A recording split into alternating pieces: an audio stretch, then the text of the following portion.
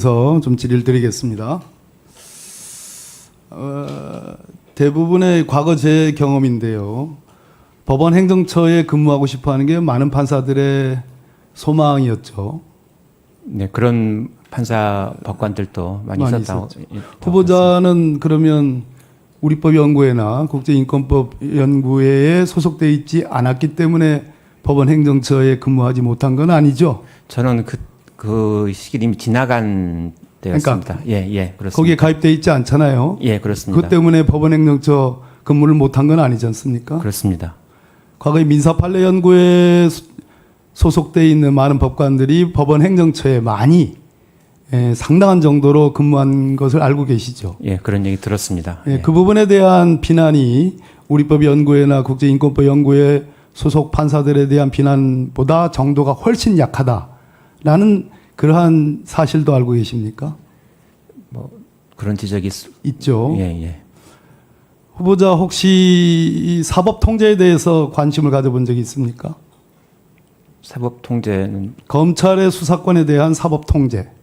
궁극적으로 우리 헌법의 우리 법률의 시스템은 어떤 사회적 개혁 또는 법률에 의한 개혁 이전에 법원이 법원으로서의 역할을 충실히 하면 그러면 검찰 개혁이라는 말이 상당한 정도로 줄어들 것이다. 이런 지적에 대해서는 어떻게 생각합니까?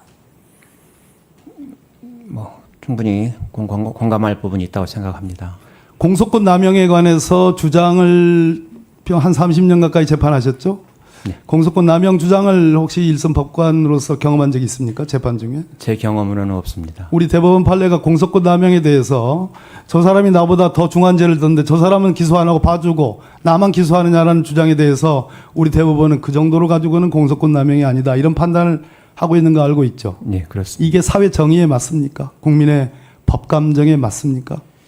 구체적인 사안에 대해서 제가 말씀드리기는 구체적으로 고민해 보신 적이 있습니까? 앞으로 고민할 각오가 있습니까? 네, 이러한 국민들의 요구에 대해서 그것이 단순한 국민들이 정말 법에 대해서 해박하지 않은 국민들의 단순한 요구이고 주장입니까? 그렇지 않지 않습니까? 예.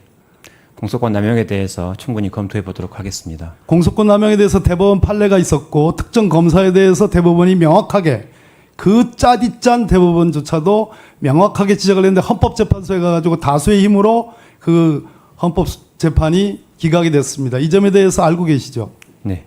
그 점에 대해서는 어떻게 생각해 보세요? 추후 면밀히 검토해 보도록 하겠습니다. 고민해 보신 적 없습니까? 공소권 남용이나 또는 압수수색 같은 수사기관의 그 남용 행위에 대해서 법원이 적절하게 통제를 해야 된다는 부분에 대해서는 전적으로 공감하고 있습니다. 행정 전문가라고 지금 하시니까 묻습니다. 예. 우리 조배숙 의원님께서 서면 질의한 거에 대한 답변을 하셨습니다. 지금 수원고등의 수석부장판사이십니다.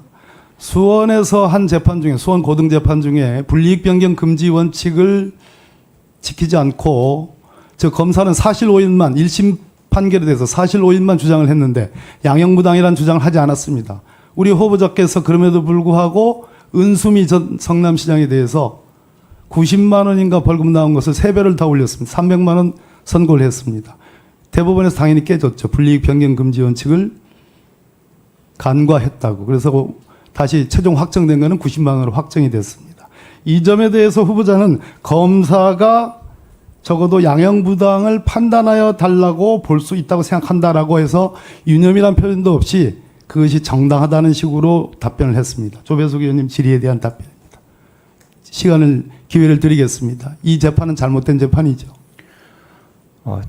기본적으로 대법원의 판결을 존중을 합니다. 잘못된 재판이죠. 각자의 그 법리에 대해서는 각자 다른 생각을 할 수 있다고 그러면 생각합니다. 대법관이 되시면 하급심이 대법원의 판단에 대해서 치여받고 그래서 도돌이표 순환 재판이 되는 것에 대해서 그러면 타당하다고 생각합니까? 대법원 판결은 존중돼야 되고 하급심에 대해서 기속력이 이 있습니다. 재판이 잘못됐다는 것에 대해서 인정하지 않습니까? 이 재판은 대법원이 후보자가 내린 판결에 대해서 이건 잘못됐다. 양형부당을 주장하지 않은 검사에 대해서 검사의 편을 들어가지고 은수미 전 시장에게 90만 원 1심 선고된 것을 3배를 높여서 300만 원으로 선고를 했습니다. 이것은 감정이 들어가 있지 않은가요? 아까 존경하는 박은정 의원님이 4건 내지 5건의 형사 성폭력 사건에 대해서 양형인자의 변화가 있다고 해서 대폭 감경한 사례들이 많았습니다. 거꾸로 양형부당의 주장이 검사가 없음에도 불구하고 그렇게 양형부당을 주장했을 거로 생각한다. 얼마나 검사에게 참으로 편리한 해석입니까? 그렇지 않습니다. 그렇지 않습니까? 네. 제 눈에는 그렇게 보여집니다. 그 당시에 검사의 주장이 불분명하다면 성명권을 행사해서 검사의 주장이 양형부당까지를 포함하는지에 대해서 성명했으니 마땅했습니다. 근데 그것을 지적하는 위원장의 지적에 대해서 지금 아직도 내 견해가 맞다라고 주장합니까? 대법원에 의해서 파기환송돼가지고 파기환송심에 최종 확정 판결이 대법원 취지하고 똑같이 결론이 났습니다. 대법원 판결에 대해서는 존중을 하고 있습니다. 왜 송구하다는 표현을 못 하십니까? 대법원은 결과적으로 최종 결론이 저의 판단과 어긋났다는 부분에 대해서는 송구하다는 말씀을 드립니다. 대법원은 대법관은 오류가 없기 때문에 국민들로부터 지지를 받고 국민들로부터 신뢰를 받고 그 존엄성을 인정받는 겁니까? 아니면 최종심이기 때문에 어느 누구도 대법원의 판단에 대해서 누구도 이의를 제기할 수 없는 최종심이기 때문에 존중받는 겁니까? 최종심이고 또 국가와 헌법에서 부여한 최종심으로서 재판을 하기 때문에 존중돼야 된다고 생각합니다. 마지막 질문입니다. 아까 허영 의원님 질의에 헌법의 전문에 명확히 규정이 있음에도 불구하고 그것을 우리 후보자께서는 정쟁이라고 표현했습니다. 정쟁이 아니라 그 역사적 해석의 차이인데 헌법의 규정은 있는 그대로 존중받아야 되겠죠. 헌법 규정에 헌법 전문에 있는 부분에 대해서는 존중받아야 합니다. 네. 자,